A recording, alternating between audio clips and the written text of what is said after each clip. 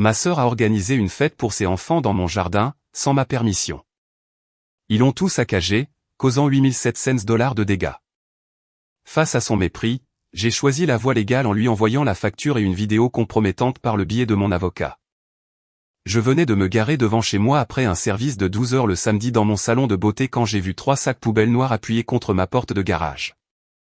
L'un s'était ouvert, répandant des assiettes en carton, des briques de jus écrasées et du glaçage bleu sur le trottoir. Mon portail d'entrée pendait de travers d'une seule charnière. La musique jouait encore quelque part derrière la maison, mais elle semblait déformée, comme si les haut-parleurs étaient sous l'eau. Pendant plusieurs secondes, je suis resté assise derrière le volant sans bouger. Puis j'ai vu les ballons. Des dizaines d'entre eux étaient attachés à ma clôture, à mes chaises de patio et même à l'érable japonais que j'avais planté le printemps précédent. Une bannière était tendue sur la véranda. Joyeux anniversaire, Chloé et Maxime. Chloé et Maxime étaient les enfants de ma sœur Justine, et je ne les avais pas invités chez moi. J'ai pris mon sac, je suis sorti de la voiture et j'ai traversé le portail endommagé. Mon jardin ressemblait à un endroit où une tempête était passée. L'un de mes coûteux haut-parleurs extérieurs gisait face contre terre à côté de la piscine, dégoulinant d'eau.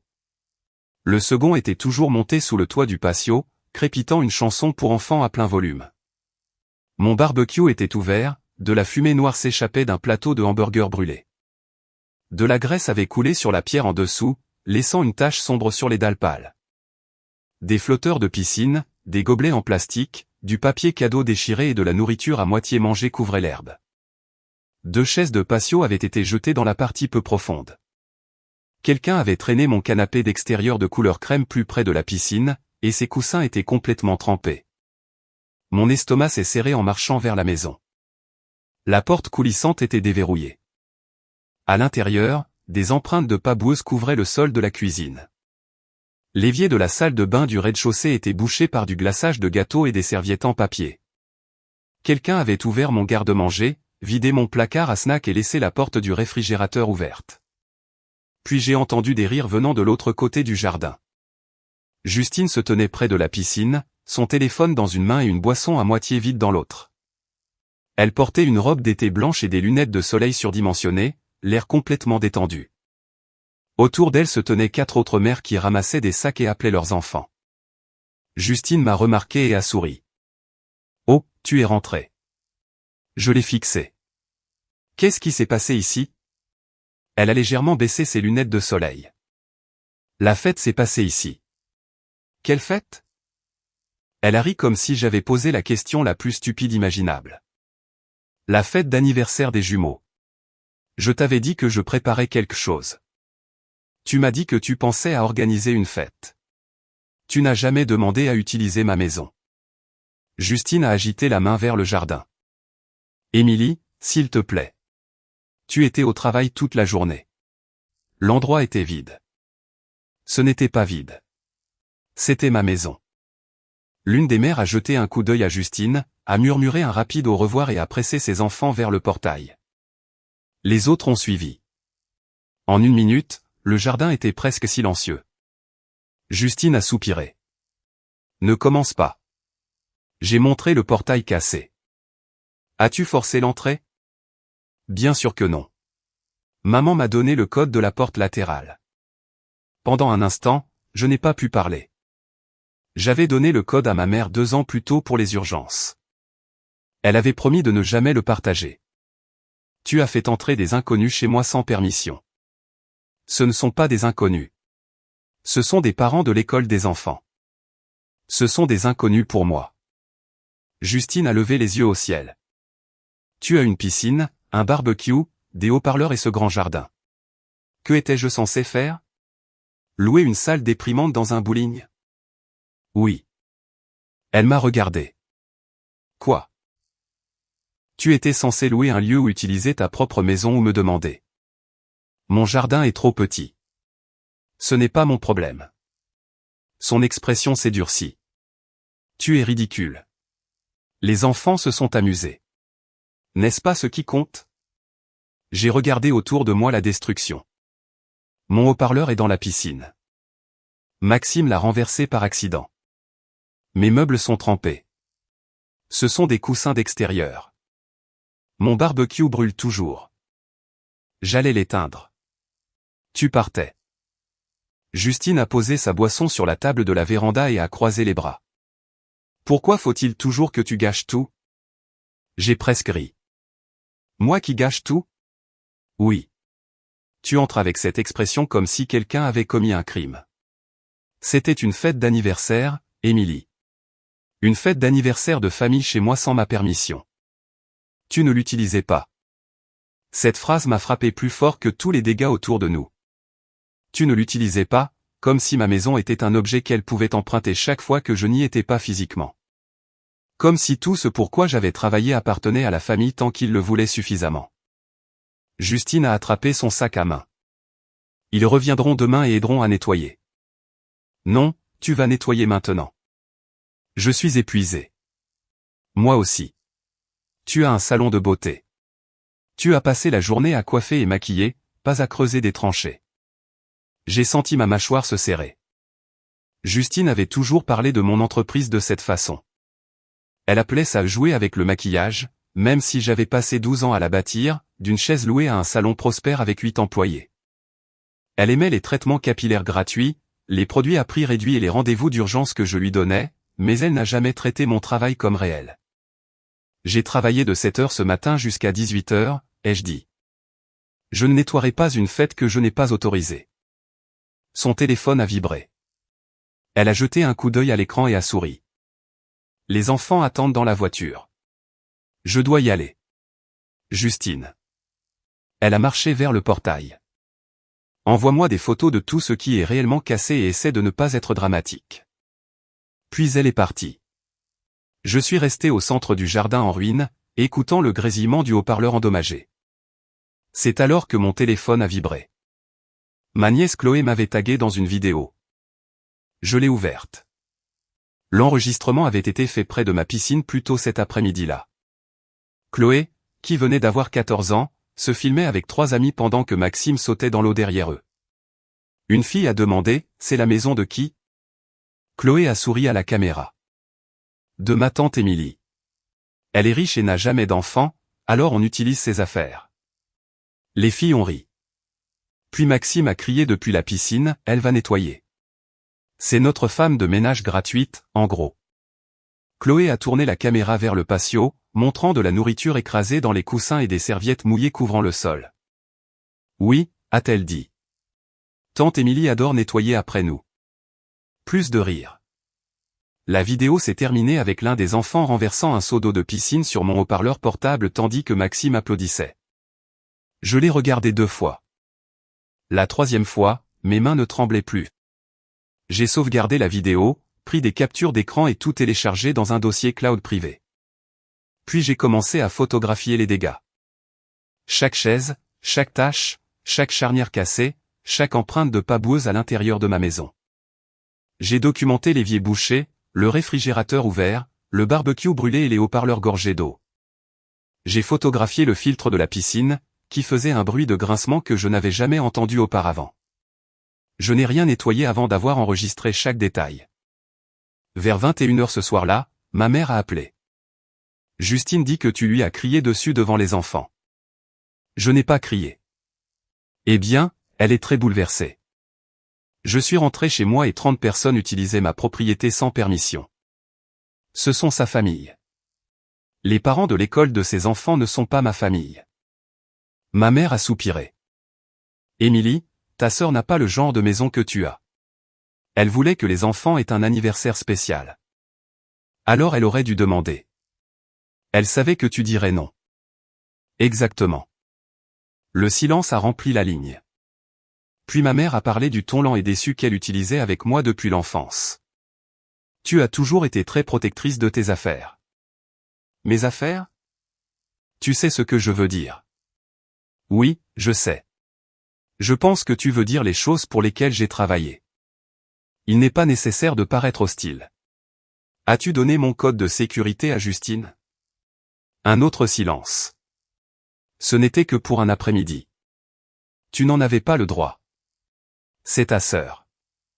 Ce code était pour les urgences. Un anniversaire est important pour un enfant. Une fête d'anniversaire n'est pas une urgence. La voix de ma mère s'est aiguisée. Tu as cette belle maison et tu utilises à peine le jardin. Justine a 2 enfants. Parfois, les gens qui ont plus devraient être prêts à partager. J'ai regardé par la fenêtre les déchets flottant dans ma piscine. Je vais changer le code ce soir et tu n'auras pas le nouveau. J'ai mis fin à l'appel. Le lendemain matin, j'ai engagé une équipe de nettoyage professionnel. J'ai appelé un technicien de piscine, un électricien, un paysagiste et l'entreprise qui avait installé mon système de sonorisation extérieure. Le lundi après-midi, les devis ont commencé à arriver. Nettoyage de la piscine et réparation de la pompe, 2180 $. Remplacement des haut-parleurs extérieurs et du câblage, 1460 $. Réparation du portail et de la clôture, 740 $. Nettoyage professionnel intérieur et extérieur, 1125 $. Remplacement des coussins de canapé et de 2 chaises endommagées, 1530 $. Réparation du barbecue et traitement des taches de pierre, 965 $. Aménagement paysager et dégâts aux arbres, 700 $. Le total s'élevait à exactement 8700 $. Cela n'incluait pas les heures que j'ai passées à documenter les dégâts, à réorganiser les rendez-vous, à rencontrer les techniciens ou à traiter avec la compagnie d'assurance. J'ai imprimé les devis et les ai placés dans un dossier. Le mardi soir, je suis allé chez Justine. Elle a ouvert la porte en pyjama, même s'il était à peine 19 h. Qu'est-ce que tu fais ici? Nous devons parler. Elle a jeté un coup d'œil derrière elle. La télévision jouait fort. Chloé et Maxime étaient sur le canapé en train de manger de la pizza. Justine est sortie sur le porche et a refermé la porte. Si c'est à propos de la fête, je t'ai déjà dit que j'aiderais à nettoyer. Le nettoyage est terminé. Génial. Problème résolu. Je lui ai tendu le dossier. Qu'est-ce que c'est? Une facture. Elle l'a ouverte et a fixé le total. Puis elle a ri. Pas un rire nerveux, un vrai. Tu ne peux pas être sérieuse. Je le suis. 8700 $. C'est le coût documenté des dégâts. Ce ne sont que des enfants. Des enfants que tu as fait venir sur ma propriété sans permission. Tu me factures parce que des enfants ont fait du désordre à une fête d'anniversaire? Je te facture pour un portail cassé, des meubles endommagés, de la pierre brûlée, une réparation de piscine, des haut-parleurs détruits, un nettoyage professionnel et un aménagement paysager. Justine a feuilleté les pages. C'est insensé. Tu achètes toujours la version la plus chère de tout, et maintenant tu t'attends à ce que je la remplace.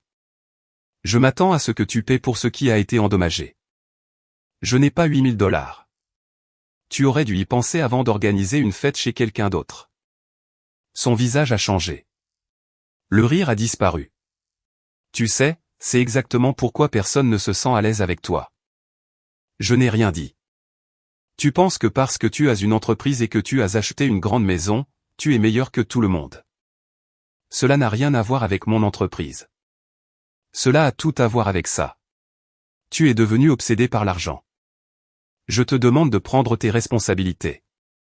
Tu punis mes enfants parce que tu es jalouse. Jalouse de quoi? Que j'ai une famille. Les mots ont atterri exactement là où elle voulait. Justine savait que j'avais rompu des fiançailles 3 ans plus tôt après avoir découvert que mon fiancé volait de l'argent au salon. Elle savait que j'avais lutté avec l'idée que je n'aurais peut-être jamais d'enfant. Elle avait déjà utilisé cette blessure, mais jamais aussi ouvertement. J'ai pris une inspiration. C'est ta dernière opportunité de régler ça en privé. Elle a déchiré la facture en 2. Puis elle l'a déchirée à nouveau. Les morceaux ont flotté sur le porche entre nous. Voilà, a-t-elle dit. Maintenant, c'est réglé. J'ai baissé les yeux sur le papier. Justine a souri. Qu'est-ce que tu vas faire? Poursuivre ta propre sœur en justice? J'ai levé les yeux vers les siens. Je t'ai apporté une copie. Son sourire s'est légèrement estompé.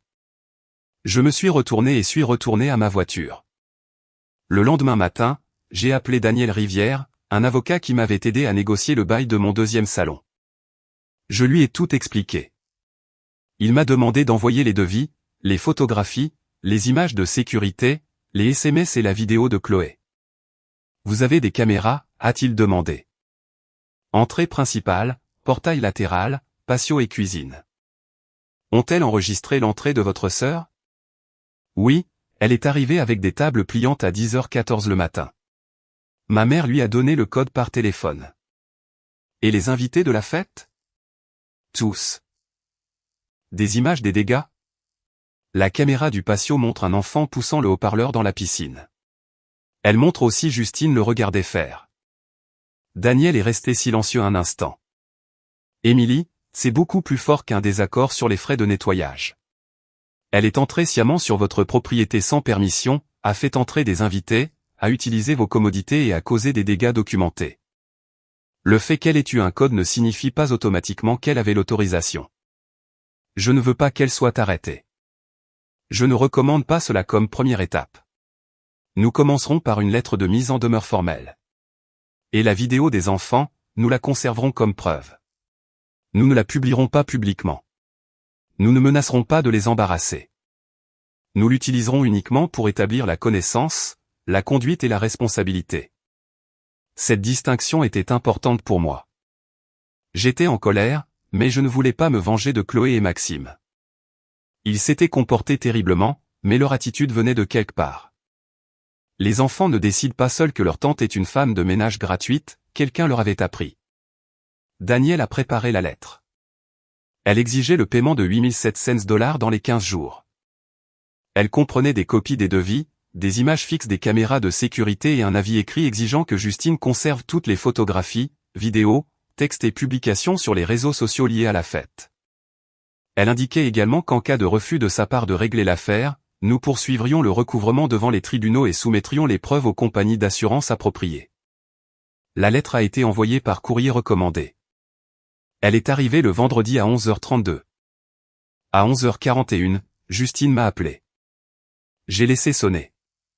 À 11h43, elle a rappelé, puis encore. À midi, j'avais 9 appels manqués, 3 messages vocaux et 17 messages textes. Appelle-moi maintenant. Tu as impliqué un avocat. Tu es vraiment folle? Tu menaces mes enfants. Maman a des douleurs thoraciques à cause de toi. C'est une affaire de famille. À 12h18, ma mère a appelé le salon. Ma réceptionniste, Nicole, est entrée dans mon bureau avec une expression mal à l'aise. Votre mère dit que c'est une urgence. J'ai pris l'appel. Comment as-tu pu faire ça? A demandé ma mère. J'ai travaillé. Tu as envoyé une menace légale à ta sœur. J'ai envoyé une demande de remboursement. Elle est terrifiée.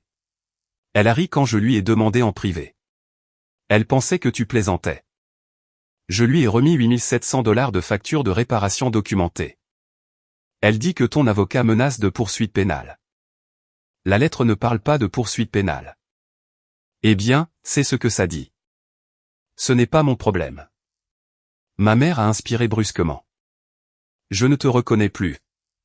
J'ai regardé à travers la paroi vitrée de mon bureau. Dehors, mon personnel s'affairait entre les clients. Les sèche-cheveux ronronnaient. Quelqu'un riait près du comptoir de réception. Chaque chaise était occupée. Cette entreprise avait commencé avec un miroir, une chaise de coiffeur d'occasion et 600 $ que j'avais économisé en travaillant 2 emplois. J'avais dormi dans l'arrière-salle plus d'une fois parce que je ne pouvais pas me permettre à la fois le loyer et le transport. Justine n'avait jamais demandé comment j'avais survécu à ces années. Elle ne remarquait que ce que j'avais maintenant. Tu me reconnais, ai-je dit. Tu ne reconnais juste pas ce qui se passe quand j'arrête de te permettre d'ignorer mes limites. Ta sœur a fait une erreur. Elle a planifié une fête, rassemblé des fournitures, invité des gens, obtenu mon code, est entrée chez moi, a utilisé ma propriété, est partie sans nettoyer, a ri des dégâts et a déchiré la facture. Quelle partie était l'erreur? Elle ne pensait pas que tu réagirais de cette façon. C'est parce qu'elle ne pensait pas que je réagirais du tout. Ma mère a baissé la voix. Tu vas détruire cette famille pour de l'argent. Non, Justine a endommagé ma maison. Tu l'as aidée à y entrer et maintenant vous êtes toutes les deux contrariées parce que je refuse de payer pour les conséquences. J'essayais d'aider mes petits-enfants. Tu as donné l'accès à ma maison. J'ai dit que j'étais désolé. Tu ne l'as pas dit une seule fois. Elle est restée silencieuse. Puis elle a dit, je suis désolé que tu sois contrarié. Ce n'est pas une excuse. J'ai mis fin à l'appel. Ce soir-là, Justine est apparue au salon 20 minutes avant la fermeture. Elle a traversé le comptoir de réception, ignorant la demande de Nicole d'attendre, et est entrée dans mon bureau. Tu dois annuler ton avocat. 2 clientes se sont retournées pour regarder à travers la vitre. Je me suis levé et j'ai fermé la porte du bureau. Tu ne peux pas venir sur mon lieu de travail et faire une scène. Je ne fais pas de scène. C'est toi. Baisse la voix. Tu m'as envoyé une lettre recommandée comme si j'étais une criminelle. Je t'ai demandé de payer en privé. Tu as déchiré la facture parce que c'était ridicule. Alors explique ça à mon avocat. Son visage est devenu rouge. J'ai appelé ma compagnie d'assurance et ils ont dit que ma police ne couvrait probablement pas l'entrée intentionnelle sur la propriété de quelqu'un d'autre. Ça me semble être quelque chose dont tu devrais discuter avec eux. Tu sais que je ne peux pas me permettre ça. Tu pouvais te permettre des gâteaux personnalisés, des tables louées, des décorations, des sacs cadeaux et un traiteur pour 30 personnes. C'était pour mes enfants. Tu aurais aussi pu te permettre un lieu légitime. Un lieu avec une piscine coûtait presque $2000 si. Je l'ai fixé. Finalement, elle s'est entendue. Tu as utilisé ma maison pour économiser $2000, ai-je dit, et tu as causé près de $9000 de dégâts. Ce n'était pas censé arriver, mais c'est arrivé. Sa voix s'est brisée. Qu'est-ce que tu veux de moi, Émilie? Tu veux que je te supplie? Je veux que tu acceptes la responsabilité. J'ai dit que je n'avais pas l'argent. Alors propose un plan de paiement. Elle a semblé sincèrement offensée. Tu veux que je fasse des paiements mensuels à ma propre sœur? Oui. Pendant combien de temps? Cela dépend de ce que tu peux payer. Elle a secoué la tête. Non, absolument pas. Tu ne vas pas me reprocher ça pendant des années. Je ne te reproche rien. Je te demande de rembourser une dette. Tu n'as pas besoin de cet argent. La phrase était si familière que j'ai presque souri. Chaque fois que Justine voulait quelque chose de moi, ma stabilité financière devenait la preuve que je devais le lui fournir. Service capillaire gratuit, garde d'enfants d'urgence, remboursement de prêts, cadeaux de vacances, un acompte pour le voyage scolaire de Chloé. Je n'avais pas besoin de cet argent, selon Justine, parce que j'en avais plus qu'elle. Mais elle n'a jamais demandé ce que j'avais sacrifié pour le gagner. Tu as raison, ai-je dit. Je ne perdrai pas ma maison sans cet argent. Je peux survivre aux réparations. Cela ne fait pas de ces dégâts les tiens à ignorer. Ses yeux se sont remplis de larmes. Tu m'as toujours détesté. Non, je détestais qu'on me dise que t'aimais signifiait accepter tout ce que tu faisais. Elle a attrapé la poignée de porte. Quand maman saura que tu as refusé de m'aider, elle ne te pardonnera jamais. Maman t'a aidé à t'introduire chez moi. Son opinion n'est pas ma priorité en ce moment. Justine a claqué la porte si fort que la vitre a tremblé. La semaine suivante, ma famille élargie a commencé à me contacter. Une tante a dit que je traumatisais les enfants. Un cousin m'a dit que les gens qui réussissent ne devraient pas humilier leurs proches pour trop peu d'objets cassés. Mon père, qui était resté silencieux jusqu'alors, a envoyé un message, ta sœur avait tort, mais impliquer des avocats, c'est aller trop loin. J'ai répondu par une photo du haut-parleur flottant dans ma piscine et une capture d'écran de la vidéo de Chloé. Il n'a pas répondu. Puis Justine a commis sa plus grande erreur. Elle a publié un long message sur les réseaux sociaux, affirmant que sa sœur riche et sans enfants poursuivait 2 enfants pour avoir fêté un anniversaire. Elle a écrit que je me souciais plus des meubles que de la famille. Elle n'a pas mentionné qu'elle était entrée chez moi sans permission. Elle n'a pas mentionné le portail cassé, l'équipement de piscine ruiné ou la facture qu'elle avait déchirée. Daniel m'a conseillé de ne pas répondre publiquement. Au lieu de cela, il a envoyé la publication à l'avocat de Justine, qu'il avait finalement contacté. 2 jours plus tard, la publication a disparu. Puis, Chloé m'a appelé. J'ai failli ignorer l'appel, mais quelque chose m'a poussé à répondre. Tante Émilie. Sa voix était petite. Salut, Chloé. Maman dit que nous n'avons pas le droit de te parler. Alors pourquoi appelles-tu? Elle a reniflé. Parce que la vidéo, c'était de ma faute. Les dégâts n'étaient pas entièrement de ta faute.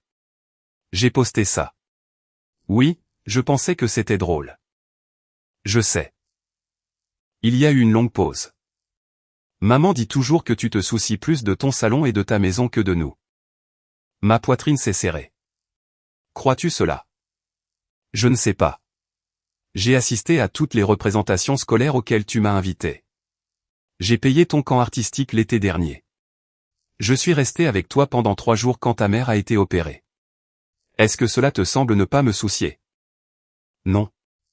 Se soucier de toi ne signifie pas que tu peux entrer chez moi, endommager mes affaires et m'insulter. Je ne pensais pas que tu verrais la vidéo. Cela ne rend pas ce que tu as dit moins blessant. Je suis désolé. Cette fois, contrairement aux excuses de ma mère, les mots semblaient réels. Merci de dire cela. Maxime est désolé aussi, mais il a peur. Il devrait me le dire lui-même quand il sera prêt. Vas-tu envoyer maman en prison? Non, je lui demande de payer pour les dégâts. Elle dit que nous pourrions perdre notre maison. C'est quelque chose dont tu dois discuter avec tes parents. Les adultes sont responsables de résoudre cela. Chloé a commencé à pleurer. Pendant une terrible seconde, j'ai voulu tout reprendre. Je voulais lui dire que tout irait bien, payer la facture moi-même et reprendre le rôle familier de réparer tout ce que Justine cassait. Puis je me suis souvenu de la vidéo. Elle va nettoyer. C'est notre femme de ménage gratuite, en gros. Je pouvais aimer ma nièce sans lui apprendre que les larmes effaçaient les conséquences. Ta mère a eu plusieurs occasions de résoudre cela, ai-je dit doucement. J'espère qu'elle choisira de le faire maintenant. 3 jours avant la date limite, l'avocat de Justine a proposé une médiation. Nous nous sommes rencontrés dans une salle de conférence en centre-ville. Justine est arrivée avec son mari, Paul. Il avait l'air épuisé et évitait mon regard. Ma mère est venue aussi, bien qu'elle ne fasse pas officiellement partie du litige. Daniel a placé les photographies, les factures, les images de sécurité et une chronologie écrite sur la table. L'avocat de Justine les a étudiées en silence. Puis Daniel a lu les images du patio. Sur l'écran, Justine se tenait près de la piscine tandis que Maxime et un autre garçon portaient mon haut-parleur vers l'eau. Un enfant a crié « Jetez-le ». Justine les a regardés directement. Au lieu de les arrêter, elle a ri et a levé son téléphone pour enregistrer. Les garçons ont laissé tomber le haut-parleur. L'eau a éclaboussé le patio. Dans la salle de conférence, Paul a fermé les yeux. « Je n'ai jamais vu ça », a-t-il dit. Justine s'est tournée vers lui. C'était le chaos. Je ne pouvais pas contrôler tout le monde. Tu filmais. C'est arrivé vite. La vidéo a continué. Plus tard, Justine a traîné les coussins de canapé mouillés sur l'herbe, a regardé autour d'elle, puis les a remis sur le meuble comme pour cacher les dégâts. Puis est venue la vidéo d'elle forçant le portail quand il n'a pas réussi à s'ouvrir complètement. Puis, les images de la cuisine l'ont montré déverrouillant la porte coulissante et faisant signe aux invités d'entrer. Paul l'a fixé. Tu m'as dit qu'Émilie avait donné la permission. Justine n'a pas répondu. Tu as dit qu'elle avait offert la maison. J'ai dit qu'elle ne verrait pas d'inconvénient. Non, tu as dit qu'elle avait offert. Ma mère s'est penchée en avant. Se disputer sur le libellé n'aide pas. Paul l'a regardé. Émilie a-t-elle donné la permission? La bouche de ma mère s'est serrée. Elle n'a pas spécifiquement dit non à moi parce que je n'étais pas au courant de la fête, ai-je dit. Le médiateur a demandé à Justine si elle contestait les coûts de réparation. Son avocat s'est éclairci la gorge. Nous avons examiné les devis. Ils semblent généralement justifiés. Généralement, a répété Daniel. Nous avons également des preuves de paiement pour chaque réparation effectuée. Il a glissé des copies sur la table.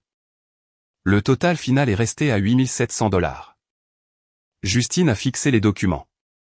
Je peux payer 2 000 $, a-t-elle dit. Et le solde restant, a demandé le médiateur. Je ne sais pas. Paul a parlé doucement. Nous pouvons vendre la deuxième voiture. Justine s'est tournée vers lui. Non, elle est aussi à mon nom. J'ai besoin de cette voiture. Tu travailles à domicile 3 jours par semaine. Je ne vends pas ma voiture parce qu'Émilie est vindicative. L'expression de Paul a changé. Pour la première fois, il m'a regardé directement. Je suis désolé, a-t-il dit. Je l'ai cru. Je pensais que tu avais accepté tout. Justine l'a regardé comme s'il l'avait trahi. De quel côté es-tu? Du côté où nous payons pour les dégâts que nous avons causés. Nous? Oui, Justine. Nous sommes mariés. Tes décisions m'affectent aussi. Ma mère a commencé à pleurer. Cela a assez duré. Émilie, s'il te plaît, prends les 2000 et mets fin à cela. Je l'ai regardé. Dirais-tu à Justine d'accepter 2000 si j'avais causé près de 9000 $ de dégâts à sa maison? C'est différent. Pourquoi? Parce qu'elle a des enfants. C'était ça. L'explication de chaque exception, chaque exigence et chaque limite que Justine avait été autorisée à franchir. Elle avait des enfants, donc son temps comptait plus, son argent comptait plus, sa maison comptait plus, ses erreurs étaient plus compréhensibles. Et parce que je n'avais pas d'enfants, tout ce que je possédais était apparemment superflu, ma maison, mes revenus, mes week-ends, mon travail, ma dignité.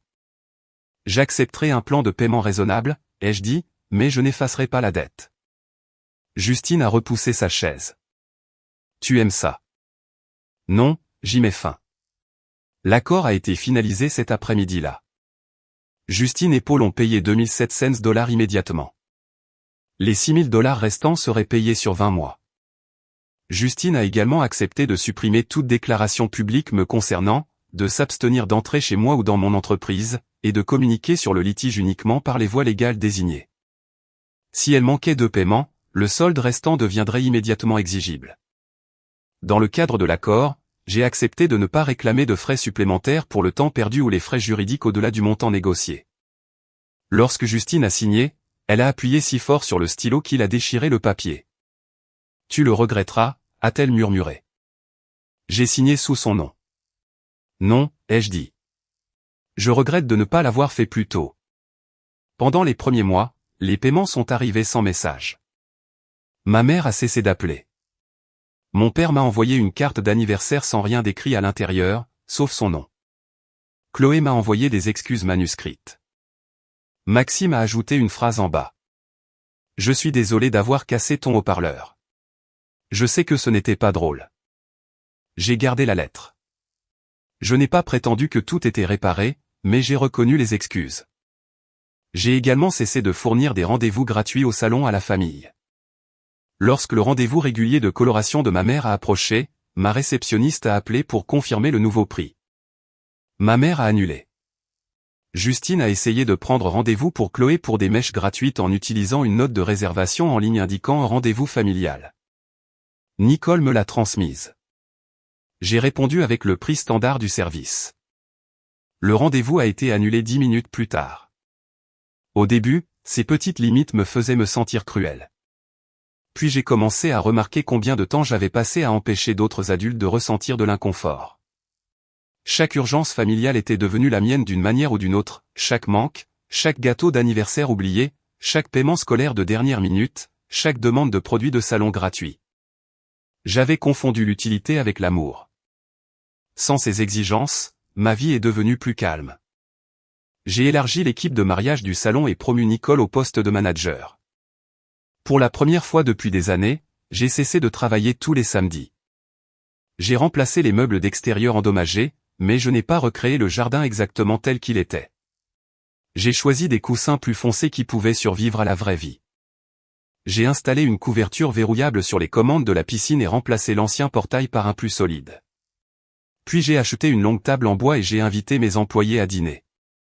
Il n'y avait pas de décorations élaborées, pas de table louée, pas d'enfants hurlant près de la piscine, juste 8 femmes qui m'avaient aidé à construire quelque chose à partir de rien. Assis sous de chaudes lumières de patio tandis que la musique jouait doucement à travers mes nouveaux haut-parleurs. Nicole a levé son verre. À Émilie, a-t-elle dit, la seule patronne que je connaisse qui peut réparer une correction de couleur ratée, négocier un bail commercial et effrayer un expert en assurance avant le déjeuner.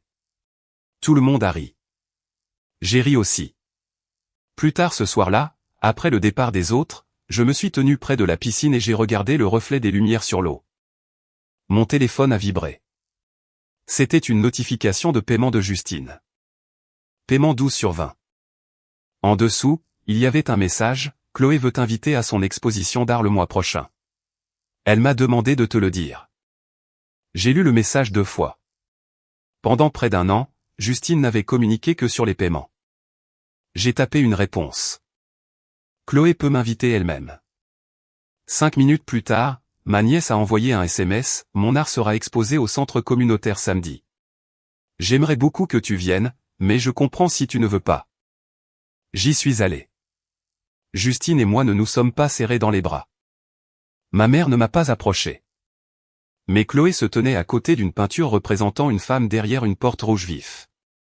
La main de la femme était enroulée autour de la poignée et la lumière du soleil inondait les fenêtres derrière elle. « Comment ça s'appelle ?» ai-je demandé. Chloé avait l'air nerveuse. « Les limites ?» Je me suis tourné vers elle. Elle a dégluti. Notre professeur a dit, une limite n'est pas toujours un mur. Parfois, c'est une porte parce que c'est toi qui décides quand elle s'ouvre. Pendant un instant, je n'ai pas pu parler. Puis j'ai souri. C'est un très bon titre. Chloé a regardé sa mère qui se tenait de l'autre côté de la pièce. Maman dit toujours que tu es allé trop loin. Je sais, mais papa dit qu'elle avait tort. Qu'en penses-tu? Elle a étudié le tableau. Je pense que nous pensions que ta maison nous appartenait parce que tu avais plus que nous. Cela ne fait pas de toi une mauvaise personne. Non, mais ça nous a fait mal agir. J'ai hoché la tête. C'est une différence importante. Quand le dernier paiement est arrivé 8 mois plus tard, Justine n'a inclus aucune excuse, seulement un message. Payé en intégralité. J'espère que tu es satisfaite. Je n'ai pas répondu. Satisfaction n'était pas le bon mot. Je n'avais pas aimé voir ma sœur lutter avec les conséquences de ce qu'elle avait fait. Je n'avais pas aimé le silence de mes parents ni la distance avec ma nièce et mon neveu. Mais j'avais appris quelque chose que l'inconfort m'avait caché pendant des années. Les gens qui profitent de ton manque de limites décriront ces limites comme de la cruauté. Ils te traiteront d'égoïste quand tu cesseras de les servir. Ils t'accuseront de te soucier trop de l'argent quand tu leur demanderas de rembourser ce qu'ils ont détruit. Ils diront ce ne sont que des enfants alors que ce qu'ils veulent dire, c'est que tu devrais absorber les conséquences pour que nous n'ayons pas à le faire. Justine avait cru que ma maison était gratuite parce que je ne lui facturais pas son utilisation. Ma mère avait cru que mon temps était gratuit parce que je m'étais toujours rendu disponible. Les enfants avaient cru que j'étais leur femme de ménage gratuite parce que les adultes autour d'eux traitaient mon travail comme quelque chose auquel ils avaient droit. Les 8 700 $ ont réparé ma propriété. La lettre légale a réparé autre chose. Elle a réparé la partie de moi qui avait passé des années à croire que j'avais besoin de permission pour dire non. Justine n'avait plus de code pour ma maison. Ma mère n'avait plus un accès illimité à mon emploi du temps. Ma famille ne recevait plus de services gratuits simplement parce que nous partagions le même sang. Les gens qui m'aimaient sans attendre de paiement, de faveur ou d'obéissance avaient toujours une place dans ma vie. Les autres devaient frapper.